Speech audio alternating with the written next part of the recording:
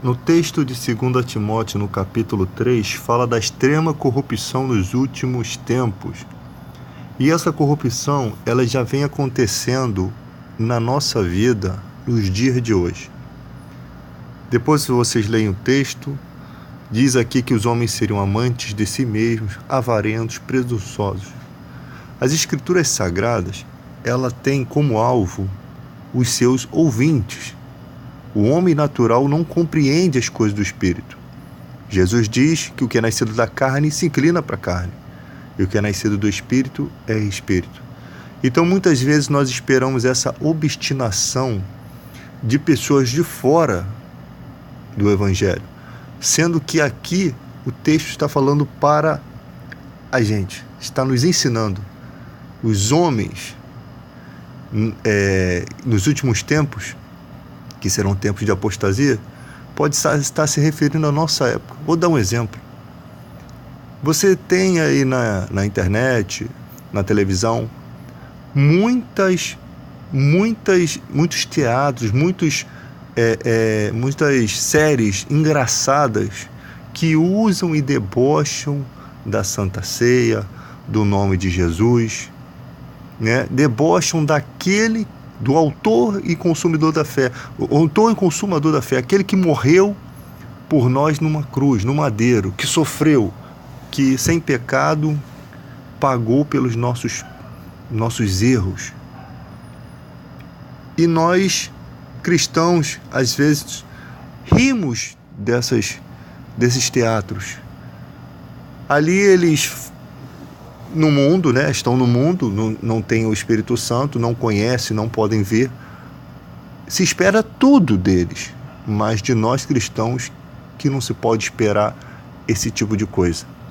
É aí que a gente se engana, achando que lá fora que estão esses homens blasfemos, né? Profanos, sem afeto natural. Nós devíamos ter um afeto natural por Deus. Se você vê as outras religiões, se você vê o judaísmo, eles nem sequer pronunciavam o nome de Jesus, o nome de Deus, nem sequer pronunciavam o nome de Deus. Quando Jesus falou, antes de Abraão existir, eu sou, ele diz o nome eu sou. Você pode ver que muitas vezes Jesus usava filho do homem, porque eles não falavam Deus, era filho do homem que está no céu.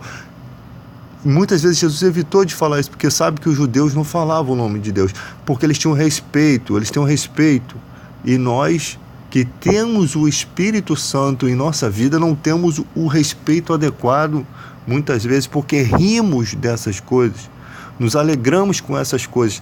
São teatros que usam o nome de Jesus, que fazem piada, e até com palavrões e coisas pesadas. Ainda que não tivesse palavrão nenhum, nem coisa pesada, já não se faria piada com o nome de Jesus. As pessoas falam assim, mas você vai se tornar um crente chato. Não, eu só estou levando vocês a pensar que não convém essas coisas a gente que é cristão. Não convém. E é exatamente isso que nos faz fraco, como Paulo disse para certa igreja, por não discernir o corpo de Cristo, não compreender, não discernir. Há muitos fracos, doentes e muitos que já até morreram. Morreram na fé. Fracos na fé. São essas coisas que nos tornam fracos e nos iguala às outras pessoas do mundo. Nós temos que ser diferentes porque nós temos uma santa vocação. Nós fomos chamados com o propósito de ser santo. Então é muito natural os cristãos acharem que está se tratando de pessoas do mundo, né? Homens traidores, obstinados, orgulhosos, amigos dos deleites do que amigos de Deus. Como que alguém vai ser amigo de Deus? Pense nisso. Se ele não for cristão, como que dá para ser amigo de Deus? Se Jesus falou, ninguém vem a mim se o Pai não o trouxer. Como que a pessoa consegue ser amigo de Deus se precisa do próprio Pai revelar-se a ela? Está falando de nós. Jesus foi bem claro, ele disse, naquele dia muitos me dirão, Senhor, em teu nome nos expulsamos demônio, e em teu nome não profetizamos há muito, apartai-vos de mim que eu nunca vos conheci, vós que praticais iniquidade. Jesus profetiza o futuro, muitos pastores, obreiros, cristãos estarão no inferno, Ele diz: muitos naquele dia me dirão. O caminho, a porta que conduz à salvação e o caminho são estreitos. É preciso amor a Jesus. Aquele que me ama, pegue sua cruz e me siga. Quais são as cruzes? A cruz. Que cruz é essa? As dificuldades que você vai enfrentar na sua vida, as coisas que você vai ter que se abster. Tem gente que está achando que Deus tem que fazer tudo por ele. A Bíblia diz: você que tem que fazer a sua carne morrer. Crucifica a carne. Os que estão em Cristo crucificam a carne. Cabe a nós. E não é Deus que vai fazer essa obra. Ele nos ajuda. Aquele que começou a boa obra vai terminar essa boa obra. Mas você tem que ser participante disso. Você tem que querer. Você tem que crucificar a carne por amor a Deus. Você que tem que se humilhar a Deus. Tem gente que às vezes fala assim: tá indo para a igreja, ora lá por mim. É muito fácil as pessoas fazerem as coisas pelos outros. Por acaso uma oração vai resolver a vida daquela pessoa? A vida cristã, a crer, é uma vida inclinada a Deus. Não é só um momento que você faz uma oração. As pessoas se enganam nisso. Crer é uma posição de vida. Você assumiu essa posição. Você determinou no dia do seu batismo que queria viver para Cristo. Você fez essa determinação. Você fez essa escolha e botou a mão no arado. Não, quem bota a mão no arado e olha para trás não é apto para o reino de Deus. Não pode olhar para trás. É daqui para frente. E a gente vai se distraindo com as coisas do mundo, com os pecados, e vai se esquecendo de Jesus, porque com o pecado entrando dentro de você, o que ele vai fazer? Ele vai causar uma rebelião contra Deus. Ele vai causar uma rebeldia. Então, se você não se isola, não ora, não busca Deus, não fica ali naquele momento de concentração ouvindo louvores, o Espírito Santo nunca vai te encher. Nunca vai encher a sua vida se você não dedicar tempo a Deus. Tem gente aí que está achando que vai ser salvo. Jesus falou: muitos naquele dia me dirão. Muitos tiveram poder para expulsar demônio. E Jesus falou: não fique alegre. Os discípulos todos ficaram tudo alegrinhos porque expulsavam o demônio. Senhor, os próprios demônios nos submetem. Eles acharam aquilo incrível. Você pode achar o poder de Deus incrível na sua vida. Você pode achar que Deus te deu uma visão. Você tem uma visão de profetizar, de lançar uma profecia na vida da pessoa e ser verdade. Você pode experimentar o poder de Deus. Você pode receber uma revelação de Deus e ficar alegre. Poxa, mas é isso mesmo. Deus falou comigo. E no último dia, Jesus tem que te afastar de você porque você praticou iniquidade. Você viveu uma vida de iniquidade. Então o poder de expulsar demônio não significa que você está sendo salvo. Não significa que Deus está apoiando suas condutas erradas. Simplesmente Ele te deu um dom, Ele te deu talentos, você usou o talento da forma que você quis, né? Você usou o talento, mas não obedeceu a Deus de inteireza de coração. A casa do Senhor convém a santidade, mas tem se transformado numa palhaçada. É dança daqui, é funk dentro da igreja. É uma vergonha a igreja do século XXI de crente Nutella. São crentes mimados que nem sequer querem dobrar o joelho para orar. Que qualquer palavra afasta alguém da igreja e depois fica assim: ah, mas o pastor não foi na minha casa. Mas vem cá, é você que tem que ir à casa de Deus. A mulher do fluxo, ela foi lá tocar em Jesus com as fraquezas dela. Se ela não fosse, ela nunca teria conhecido o milagre, nunca teria conhecido a fé. As pessoas ficam: ah, o pastor não vai na minha casa, os irmãos se esqueceram de mim. Os irmãos têm o que fazer, os irmãos têm que pregar para pessoas que não conhecem. Você já conhece a Deus, você tem condição de buscar a Deus. E fica aquela desculpa, botando a culpa no outro. Aí na hora de a igreja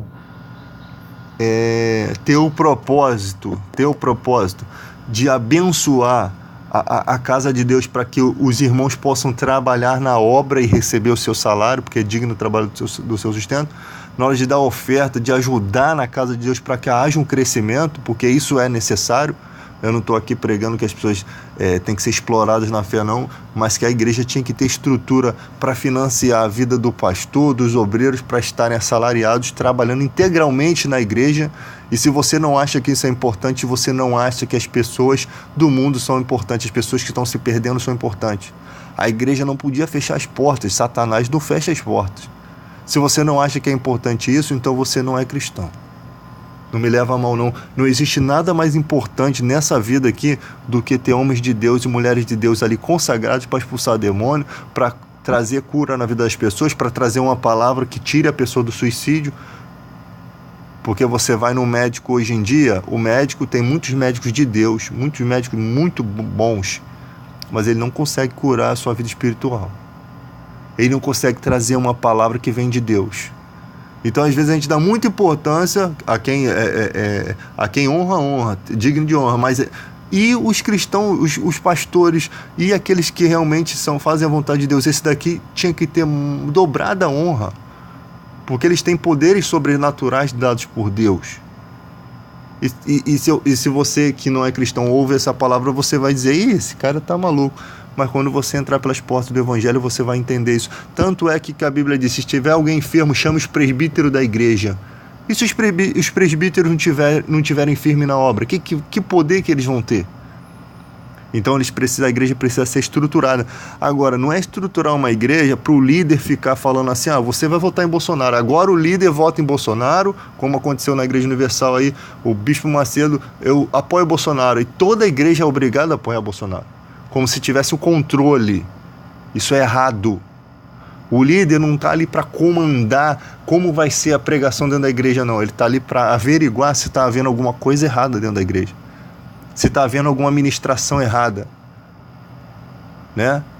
Bater meta de dinheiro. Tem que bater meta de dinheiro para poder permanecer na igreja, como acontece hoje em dia. Não é isso. Não estou falando só de uma igreja, não. São várias igrejas que têm essa maneira de ver. Não tão exposta como o Bispo Macedo, mas em outras igrejas também tem isso, que é para vergonha nossa. É uma vergonha. E não pense que eu odeio as pessoas da Igreja Universal, o Bispo Macedo, não. Eu odeio a prática do erro. Se consertar, eu digo, poxa, parabéns. É lindo. A gente tem que ser verdadeiro, tem que ser amigo da verdade. A palavra não pode ser maculada, ela não pode ser manchada. Já se perdeu tanto tempo com o evangelho preso na idolatria de Roma, né? Um evangelho preso, que ficou preso na Inquisição, que matou gente. Agora o evangelho está aí. Os campos estão aí prontos para serem ceifados. E as pessoas estão presas na tecnologia, no seu bem-estar. A verdade é essa. Então, líder de igreja não é para manipular, é para ele ser irmão, é para que ele se alegre. É quando chega um homem de Deus na igreja, um homem que lidera a igreja, ele é honrado, ele é colocado no lugar de honra. Sabe por quê? Porque ele tem muito espaço no coração das pessoas. Ele não causou mágoas, ele não causou feridas, ele não causou maldade. Se o pastor vacilou, caiu em um adultério, ele foi repreendido, ele fica feliz por ter sido repreendido por um homem de Deus. Porque ali estava em jogo não só o cargo dele eclesiástico, estava em jogo a salvação dele e da família dele. Estava em jogo. Então, quando o homem de Deus vem, você está afastado hoje porque você está em adultério. Você não pode mais continuar aqui como pastor, porque você não honrou a sua... Não que os homens não possam falhar, tá, gente? Os homens falham, até Davi, que era um homem segundo o coração de Deus, falhou, mas a gente não pode usar esse argumento como desculpa, né? Mas errou, tem que ser repreendido, né? Tem que ser repreendido. E as pessoas de Deus, como teriam o mesmo coração de Davi, que diz assim, fira-me o justo, será com um azeite que desce sobre a barba de Arão, fira-me o justo, ou seja, leais são as feridas feitas pelo que ama.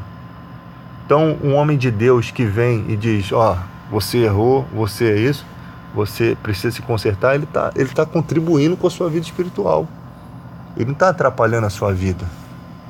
Então, hoje em dia, as pessoas são assim, elas querem ser abençoadas, mas não querem ajudar a igreja a crescer. Sabe o que está acontecendo no dia de hoje? Muita gente não quer mais igreja, não quer mais participar de templo. E isso é errado, porque a Bíblia diz: não deixei de congregar, como é de costume de alguns. Não pode deixar de congregar. Isso é uma iniciativa do diabo. Aí fica todo mundo em células. Aí você vai em células, não é quer dizer que células sejam ruins para o evangelho, mas células não são igreja. Às vezes a pessoa que está ministrando na célula, ela não foi preparada para aquilo. Se manifestar um demônio ali e ela não tiver preparo, ela vai tomar uma surra. Se acontecer coisas graves ali, Deus, ele só vai apoiar um projeto que se chama igreja. Por quê? Porque Jesus é a cabeça da igreja. E as pessoas precisam respeitar o evangelho. Ah, mas eu estou pregando aqui, a minha fé é diferente da sua. Não existe isso. O Espírito Santo é o mesmo. Falais todos a mesma coisa. O Espírito Santo é o mesmo.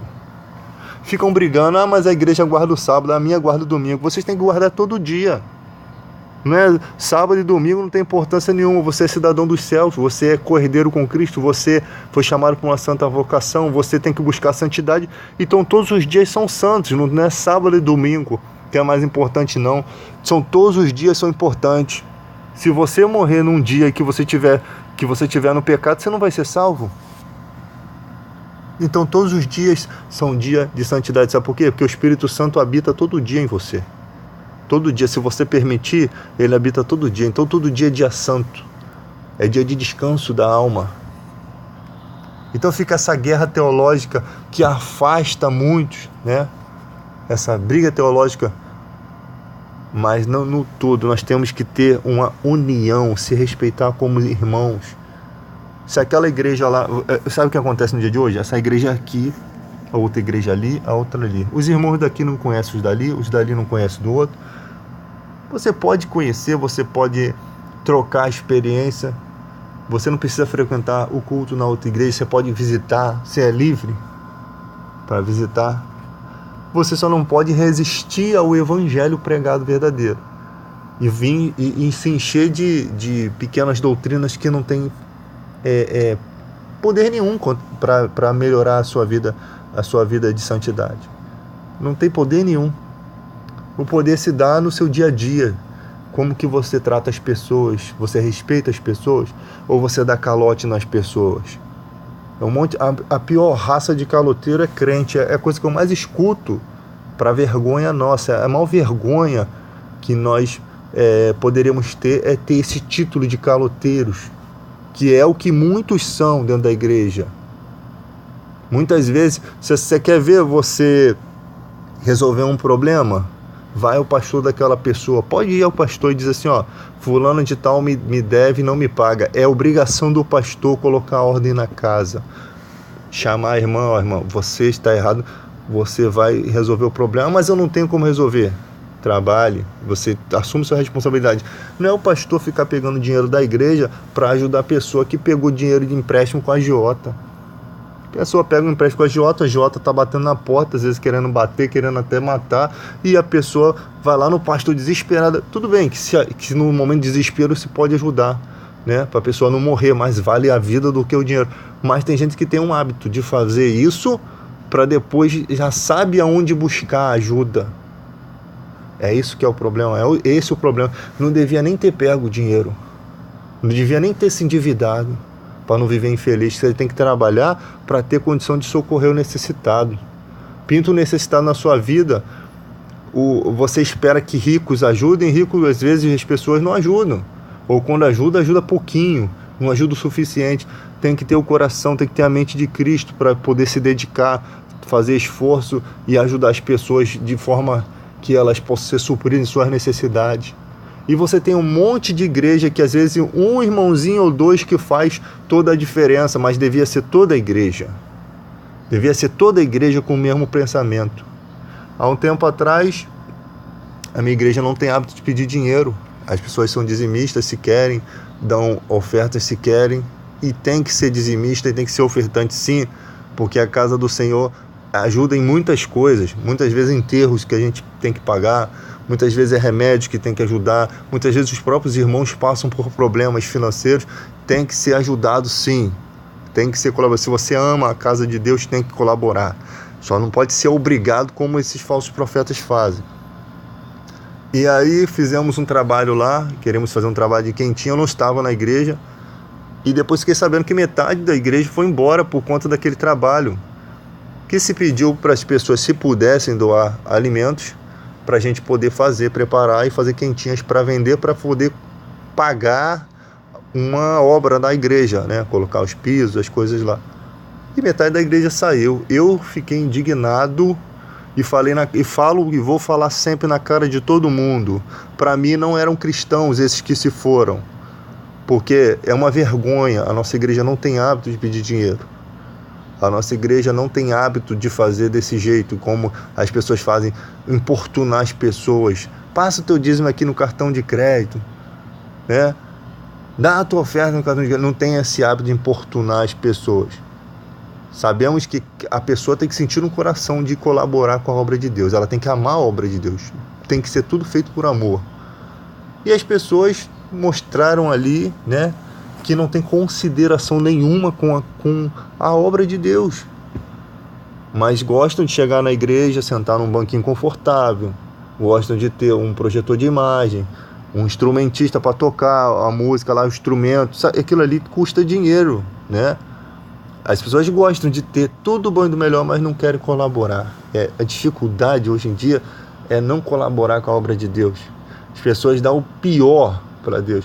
Você não está dando para o pastor, não, meu filho. Quando você ajuda a comprar um instrumento para a igreja, aquele instrumento vai tocar canções para alegrar a alma de muita gente, para tirar muita gente que está oprimida.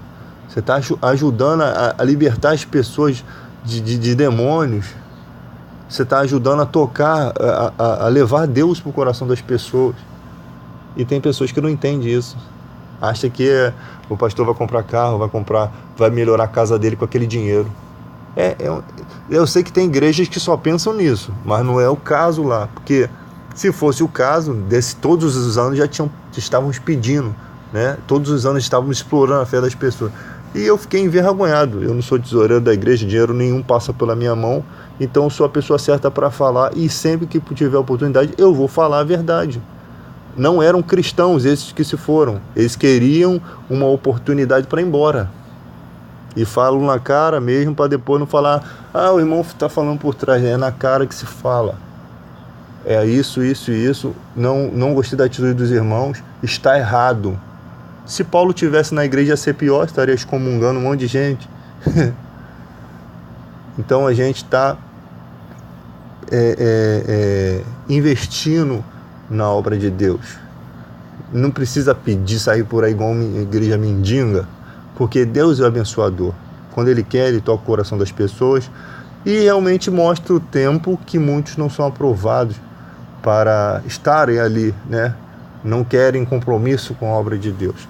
Tem um monte de gente que só gosta de ir para a igreja, ouvir, receber a palavra, mas não bota a mão no arado, não ajuda, não colabora com nada. Você acha que, como é que você quer ter dons de Deus, como é que você quer que Deus te use, se você não entra no ministério, não faz parte, não ajuda, não se compadece das almas perdidas? Você tem igreja aí que tem 2, 3 obreiros, né, se desdobrando para uma igreja às vezes que tem muita gente, enquanto um monte de gente ali conhece a palavra, gasta o seu tempo todo discutindo, gasta o seu tempo todo mostrando que tem conhecimento, mas não bota em prática, né? Não faz uma oração de posição de mãos, não faz parte da obra, não ajuda. E sabe o que acontece? Fica sobrecarregado os outros irmãos. Ficam sobrecarregados porque é muita coisa para se resolver. Você não é crente só naquele momento que você está na igreja, não. Você é crente 24 horas por dia. Você está em casa, daqui a pouco alguém sabe que você é crente, tem alguém endemoniado na casa, vai chamar quem? Você. Chama o irmão lá que é crente. E se tu não estiver preparado, tu passa vergonha. É assim que funciona. Mas as pessoas não pensam nisso. Então, gente, essa palavra aqui é para a gente verificar como está a nossa vida espiritual. O que andamos vendo. Porque tem um monte de gente que são ex-crentes que estão na televisão, né? Danilo Gentili, um monte de gente que cai por esse lado. Um dia conheceram Jesus e agora debocham de Jesus. Não existe razão para se debochar. Mas é para trazer alegria. Tem outras formas de trazer alegria, tem outras formas de fazer as pessoas rir. Não precisa você apelar para palavrões, não precisa você usar o nome daquele que é santo, daquele que deu a sua vida por nós. Não precisa disso. Então, que esperança nós temos na vida dessas pessoas que debocham, e que esperança temos na vida do crente que se submete a esses deboches, né? Eu sei que todos nós cometemos erros, todos nós um dia assistimos e nos alegramos, mas é o momento de a gente parar para refletir. A igreja tem que crescer em espírito e em verdade. A gente tem que parar de rir de coisas que não são engraçadas. Podem ser engraçadas para a carne, mas fazem um mal terrível à alma. E a gente está despercebido. Estamos orgulhosos, como diz aqui, mais amigo dos deleites do que amigo de Deus. Versículo 4 aqui, ó. É exatamente o que estamos vivendo. Sabe, porém, isso que nos últimos dias sobrevirão tempos trabalhosos. Haverá homens amantes de si mesmos. São tempos trabalhosos. As pessoas estão cheias de orgulho, parece que não precisam de Deus. Elas têm o celular, elas têm tecnologia. Elas estão felizes da forma que estão. E isso não significa que Deus está abençoando a vida dela, não. Isso significa que o tempo prendeu elas longe de Deus. O diabo conseguiu uma artimanha. A tecnologia, ela tem um lado bom e ela pode ser usada muito para o mal. Que a maioria das coisas que a gente aprende na internet não era necessário para a nossa vida. O que é necessário para a nossa vida são coisas referentes à salvação. Isso é a coisa mais importante. Mas como os crentes não dão importância à igreja hoje em dia, deixam as igrejas cair aos pedaços, não se importam como está vivendo o pastor, como está vivendo o obreiro, se eles têm salário, se eles cuidam bem da sua família, só se importam com eles, com eles mesmos, não se importam com como estão as pessoas na igreja. A igreja tem que estruturar-se para poder o pastor, o obreiro, viver 24 horas para a obra de Deus. Enquanto isso não acontecer, não vamos apelar, como igrejas fazem aí, de explorar a fé das pessoas por isso, mas tem que ter uma geração que tenha amor pela obra de Deus, que entenda que seus líderes, os pastores, os obreiros, precisam de ter seus salários, precisam viver integralmente para a obra. É necessário, nós podemos estar vivendo os últimos dias e não está colaborando para que as pessoas entrem nessa porta estreita. A porta é estreita, gente. O que a gente pudesse fazer, o esforço que a gente pudesse fazer para mudar isso, para algumas pessoas entrarem nesse caminho, a gente tinha que fazer. A gente tem que fazer, né? Não vou aqui usar o bom português, até porque eu não sou filósofo, né? Não sou professor. Então é isso aí mesmo que você está ouvindo aí, da maneira que você está ouvindo, né? Às vezes a gente quer falar palavras, não sai a palavra que a gente quer falar, sai outra, sai errado. Não importa. Para Deus, nós temos a palavra de Deus. E quando você ouvir o irmão David pregando aqui, não tenha como o irmão David falando. Tenha como alguém que está sendo direcionado pelo Espírito Santo de Deus. Como eu botei aí na internet, recebi uma profecia essa semana, dizendo para dizer a verdade. E essa é a verdade que eu estou dizendo a vocês.